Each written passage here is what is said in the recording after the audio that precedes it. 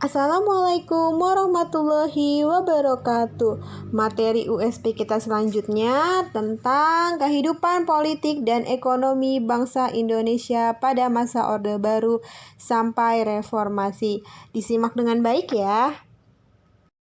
Jangan lupa untuk tinggalkan komentar di video ini, nama dan kehadiran. Semoga materi ini banyak memberi manfaat ya. Langsung ke dalam pembahasan soalnya ya, karena materinya bisa kalian baca di modul USP-nya. Latihan soal nomor 1, dinamika kehidupan politik pada masa awal kemerdekaan diwarnai masa-masa pelaksanaan demokrasi liberal. Pada masa ini, pemerintahan Republik Indonesia pembentukan parlementer di mana kedaulatan rakyat disalurkan melalui wakil-wakil partai politik yang menduduki parlemen. Salah satu ciri masa pemerintahan tersebut adalah seringnya terjadi pergantian kabinet yang disebabkan oleh faktor penyebab munculnya reformasi. Salah satunya adalah krisis kepercayaan. Jadi, pemerintahan Orde Baru yang diliputi KKN pada bidang parlemen, kehakiman, dunia usaha, perbankan, dan peradilan pemerintahan sudah berlangsung lama. Sehingga muncul ketidakadilan dan kesenjangan sosial. Rusaknya sistem politik, hukum, dan ekonomi mengakibatkan timbulnya ketidakpercayaan rakyat terhadap pemerintahan, mosi tidak percaya anggota parlemen terhadap kinerja kabinet. Soal nomor 2 akan menanyakan tentang pembangunan ekonomi Orde Baru bertumpu pada trilogi pembangunan. Jadi untuk pembahasan jawabannya adalah trilogi pembangunan adalah wacana pembangunan nasional yang direncanakan oleh pemerintah Orde Baru di Indonesia sebagai landasan penentuan kebijakan politik, ekonomi, dan sosial dalam melaksanaan pembangunan negara. Trilogi pembangunan terdiri dari 3 aspek, yaitu stabilitas nasional yang dinamis, pertumbuhan ekonomi tinggi, dan pemerataan pembangunan dan hasil-hasilnya. Latihan soal yang nomor 3 yaitu BLT atau bantuan langsung tunai dikenal sebagai respons dan kenaikan dari harga BBM. Program ini membantu masyarakat yang tidak mampu secara ekonomi supaya tetap bisa memenuhi kebutuhan dasar hidupnya.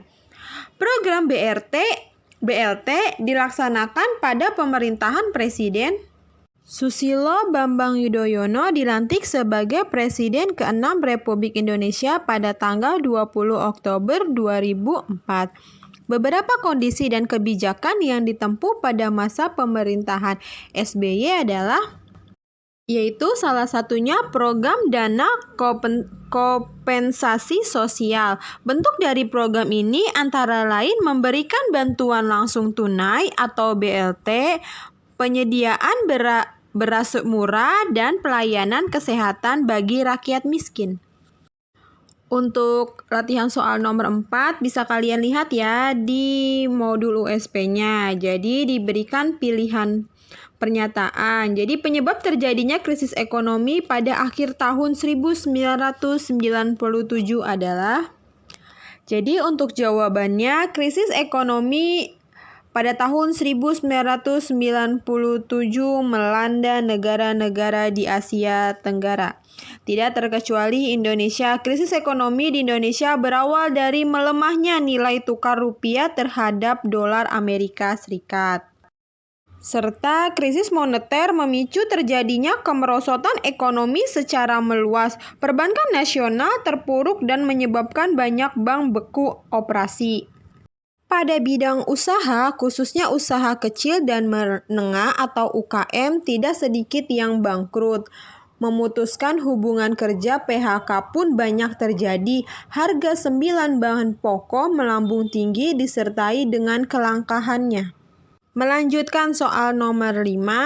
Soeharto adalah pemimpin Orde Baru. Sebagai penguasa Orde Baru, Soeharto mengawali pemerintahannya secara legal formal dengan menerima Super Semar yang berisi perintah untuk. Jadi jawaban yang lebih tepatnya adalah yang D ya, memulihkan stabilitas keamanan nasional. Jadi surat perintah 11 Maret atau disingkat Super Semar adalah surat perintah yang ditandatangani oleh Presiden Republik Indonesia Soekarno pada tanggal 11 Maret 1966. Surat ini berisi perintah yang menginstruksikan Soeharto selaku Panglima Komando Operasi Keamanan dan Ketertiban untuk mengambil segala tindakan yang dianggap perlu untuk mengatasi situasi keamanan yang buruk pada saat itu. Lihat soal selanjutnya ya.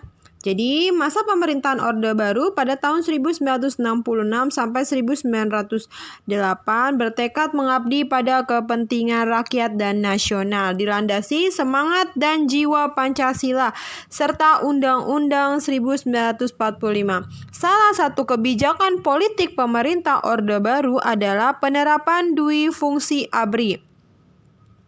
Dui Fungsi ABRI merupakan konsep dasar militer dalam menjalankan peran sosial politik di Indonesia. Dampak dikeluarkannya kebijakan tersebut adalah pada masa Orde Baru, Dui Fungsi ABRI yang telah berkembang menjadi kekaryaan. Peran kekaryaan ABRI semakin masuk ke dalam sendi-sendi kehidupan berbangsa dan bernegara. ABRI telah melupakan jati diri sebenarnya. Bidang-bidang yang seharusnya masyarakat berperan lebih besar ternyata diisi personil TNI dan Polri, seperti jabatan lurah, bupati, wali kota, dan gubernur pada masa Orde Baru banyak diduduki oleh militer. Dunia bisnis pun tidak luput dari intervestasi TNI atau Polri, serta menguasai ranah sipil. Latihan soal nomor 7 yaitu di bawah ini yang bukan merupakan dampak negatif di bidang sosial pada masa akhir pemerintahan Orde Baru. Ialah, jadi semenjak krisis ekonomi yang melanda pada masa Orde Baru, banyak aksi-aksi yang dilakukan oleh buruh, mahasiswa, dan sebagainya. Aksi marak terjadi di berbagai tempat. Mereka menuntut agar pemerintah melakukan pemulihan ekonomi agar tidak terjadinya kesenjangan sosial, kecemburuan sosial, disintegrasi sosial, dan penjarahan sosial. Lanjut nomor 8 masih tentang krisis ekonomi. Di bawah ini yang merupakan penyebab krisis ekonomi di Indonesia yang terjadi sejak tahun 1997 yaitu untuk jawaban yang tepat yaitu yang C ya. Jadi maraknya praktek korupsi nepotisme dalam pemerintahan. Jadi pada tahun 1997 krisis moneter menerpa Indonesia. Kondisi perekonomian Indonesia yang rapuh ditambah dengan merajalelanya praktek korupsi, kolusi, dan nepotisme atau KKN membuat ekonomi Indonesia kian terpuruk. Krisis moneter kemudian meluas menjadi krisis ekonomi, krisis sosial, krisis politik yang berujung pada krisis kepercayaan terhadap kepemimpinan presiden. Lanjut nomor selanjutnya yaitu nomor 9. Soalnya seperti ini, pembangunan masa Orde Baru perkembangannya sangat pesat namun tidak membuat kesejahteraan rakyat meningkat. Hal ini disebabkan oleh tidak meratanya hasil pembangunan di daerah. Sekarang latihan soal nomor 10 yang terakhir, produk perubahan yang paling terlihat pada masa setelah reformasi yang berdampak besar terhadap kehidupan rakyat dalam memilih pemimpin adalah. Jadi jawaban yang tepat adalah penyelenggaraan pemilu yang berlangsung diselenggarakan oleh KPU. Panjangan dari Komisi Pemilihan Umum Republik Indonesia. Cukup sekian pembahasan kita kali ini, kurang lebihnya terima kasih. Wassalamualaikum warahmatullahi wabarakatuh.